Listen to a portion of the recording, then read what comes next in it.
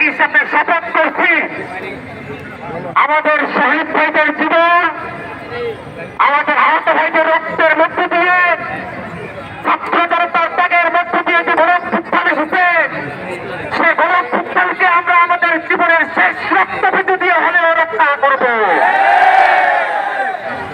ফেসিবাদী দলরা ঘরে লুকিয়ে আছে, সেখান থেকে তাদেরকে আমরা খুঁজে খুঁজে বের করে আইনের আওতায় নিয়ে আসবো।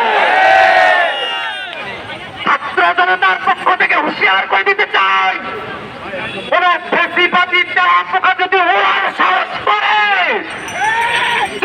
পিঠা করে তাদেরকে আমরা রাজপথ থেকে হটিয়ে দেব। ভাইরা আমার, এক ফেসিবাদী ব্যবস্থার বিরুদ্ধে ছাত্র জনতা রাজপথে নেমে এসেছিল। যতক্ষণ পর্যন্ত এই ফেসিবাদের দোসররা দেশের বিভিন্ন জায়গায় বিচার প্রশাসন সহ বিভিন্ন জায়গায় তাদের লেশপত্র থাকবে, ততক্ষণ পর্যন্ত ছাত্র জনতা রাজপথে হাজির থাকবে।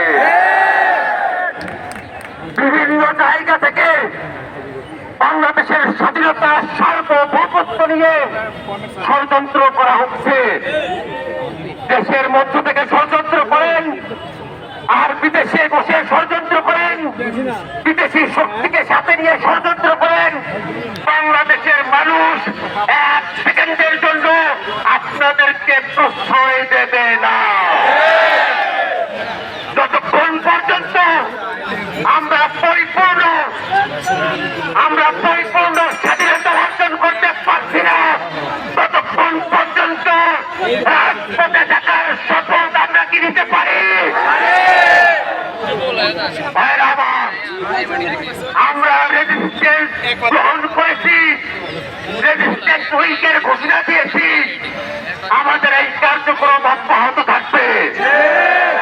বাংলাদেশের আপামর ছাত্র জনতা ধর্ম, বর্ণ, লিঙ্গ নির্বিশেষে, দলমত নির্বিশেষে, আলেম ওলামা, ছাত্র জনতা সকলের কাছে আহ্বান, বিপদ কিন্তু এখনো কাটে নাই। ষড়যন্ত্র করছে, সম্মিলিত ভাবে সেই ষড়যন্ত্র মোকাবেলা করতে হবে। সুপ্রিয় বন্ধুগণ, আমাদের উইকের কর্মসূচি চলতে থাকবে। আগামীকালের কর্মসূচি সন্ধ্যার মধ্যেই আমরা আপনাদেরকে জানিয়ে দেব।